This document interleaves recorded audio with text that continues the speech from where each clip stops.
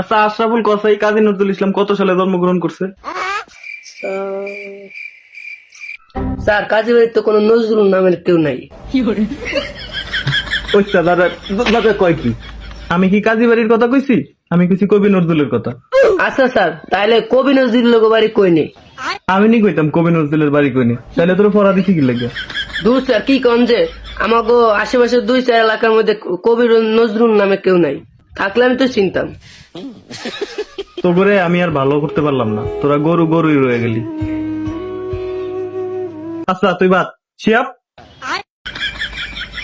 হচ্ছে হচ্ছে থাক না, দাদা ঘুমায় আর আমি পরে তোমার সঙ্গে ঘুমায়। এবার সারি বলায়।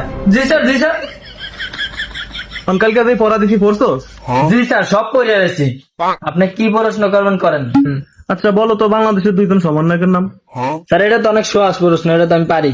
দুইজন স্বর্ণযুগের নাম হইলো যে একজন শেখ হাসিনা আর একজন খালেদা জিয়া। তাসনা তাসনা দাদা আমি কি পড়াইলাম আর কি কয়? হারারের বই এটা নি পড়ছো? এটা গরু হইব গরু, এটা মানুষ হইতো না। রোবেল তুমি কি পড়ে আইছো?